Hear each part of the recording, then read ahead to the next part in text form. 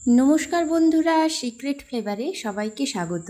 আজ চলে এসেছি অনুষ্ঠান বাড়ির মতো আনারসের চাটনির রেসিপি নিয়ে। বাঙালির যে কোনো অনুষ্ঠানে হোক কিংবা অতিথি আপ্যায়নে শেষ পাতে চাটনি থাকতেই হবে। তা যদি এই ধরনের চাটনি থাকে তবে তো আর কোনো কথাই হবে না, সবাই খুব পছন্দ করবে এই চাটনি।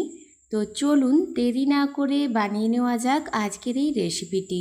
আনারসের চাটনি বানাবার জন্য এখানে আমি নিয়ে নিয়েছি একটা পাকা আনারস।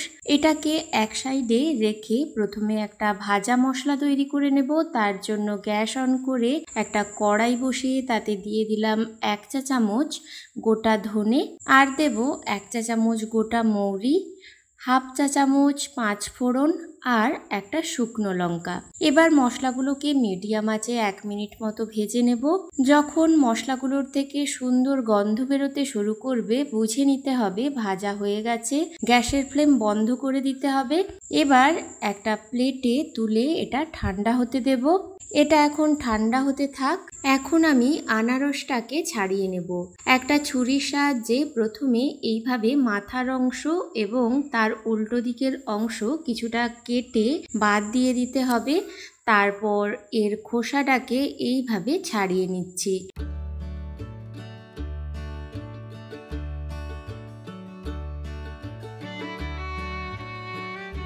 খোসা ছাড়ানো হয়ে গেছে। এবার এইভাবে এর যে চোখগুলো থাকে সেইগুলো কেটে বাদ দিয়ে দিতে হবে।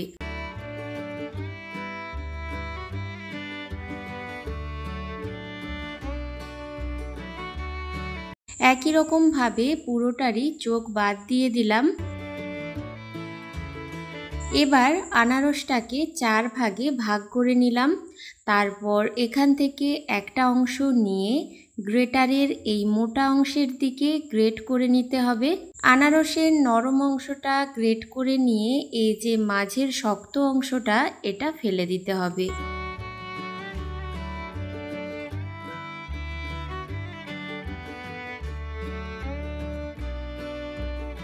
পুরো আনারসটাই গ্রেট করা হয়ে গেছে। এবার এটাকে সরাসরি কড়াইয়ের মধ্যে দিয়ে দিতে হবে। তারপর মিডিয়াম আঁচে এটাকে সেদ্ধ করে নেব।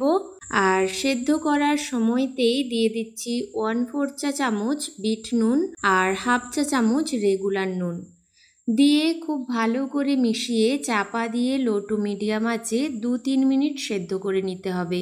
এটা সেদ্ধ হচ্ছে, এই ফাঁকে যে ভাজা মশলাটা রেখেছিলাম সেটাকে মিক্সিতে গুঁড়ো করে নিচ্ছি। গুঁড়ো করে নিলাম। দেখুন একেবারে কিন্তু মিহি করে গুঁড়ো করিনি, এর মধ্যে হালকা দানা ভাব আছে। এইভাবেই কিন্তু গুঁড়ো করে নিতে হবে। অন্যদিকে আনারসটা প্রায় সেদ্ধ হয়ে গেছে। এখন এর মধ্যে দিয়ে দিচ্ছি 100 গ্রাম চিনি। আনারস কতটা টক বা কতটা মিষ্টি সেই বুঝেই এখানে চিনিটা দিতে হবে। এই আনারসটা আমি একটু চেখে দেখেছিলাম, এটা মিষ্টি, তাই অল্পই চিনি লেগেছে। আপনারা আনারসটা প্রথমে সামান্য একটু চেখে নেবেন, যদি টক হয় সেক্ষেত্রে আরও একটু চিনি ব্যবহার করবেন। চিনিটা দিয়ে খুব ভালো করে মিশিয়ে নিলাম। চিনিটা মেল্ট হতে দেব। গ্যাসের ফ্লেমটা লোতে রেখেছি। এই ফাঁকে আমি কয়েকটা চেরিকে এইভাবে কেটে নিচ্ছি। এখানে 3 পিস চেরি আমি কেটে নিলাম। আর চেরি কেটে সরাসরি আমি কড়াইয়ের মধ্যে দিয়ে দিলাম। আর দিচ্ছি এখানে 10 পিস কাজু আর 10 পিসের মতো কিশমিশ দিয়ে খুব ভালো করে মিশিয়ে দিলাম। ও আরও 2 মিনিট এইভাবে রান্না করে নিতে হবে। 2 মিনিট পর দেখতেই পাচ্ছেন এর থেকে যে জলটা বেরিয়েছিল সেটা অনেকটাই শুকিয়ে গেছে আর আনারসটাও পুরোপুরি সেদ্ধ হয়ে গেছে। আমাদের আনারসের চাটনি কিন্তু একদম রেডি। সবশেষে দিয়ে দিচ্ছি সেই ভাজা মশলা যেটা আমি তৈরি করেছিলাম, সেখান থেকে 1/2 চা চামচ এর মধ্যে দিলাম আর অর্ধেক পাতিলেবুর রস উপর থেকে ছড়িয়ে দিলাম। দিয়ে খুব ভালো করে মিশিয়ে দিলাম। আমাদের অনুষ্ঠান বাড়ির মতো আনারসের চাটনি একেবারে তৈরি। সার্ভ করার জন্য কয়েকটা পাঁপড় ভেজে নিচ্ছি এর সাথে খাওয়ার জন্য। শেষ পাতে এই আনারসের চাটনি আর সাথে পাঁপড় ভাজা থাকলে কিন্তু খাওয়া একেবারে জমে যাবে, সে যে কোনো দিনই হোক না কেন। যে কোনো অনুষ্ঠান বাড়ি কিংবা একটা সাধারণ দিন। তো আপনাদের আমার আজকের এই রেসিপি কেমন লাগলো অবশ্যই কমেন্ট করে জানাবেন। ভালো লাগলে লাইক ও বন্ধুদের সাথে শেয়ার করতে ভুলবেন না। আমার চ্যানেলে নতুন বন্ধু হয়ে থাকলে চ্যানেলটি সাবস্ক্রাইব করে পাশে থাকা বেল আইকনটি প্রেস করে দেবেন, যাতে পরবর্তী রেসিপির নোটিফিকেশন সবার আগে আপনাদের কাছে পৌঁছে যায়।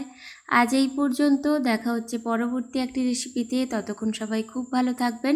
ধন্যবাদ।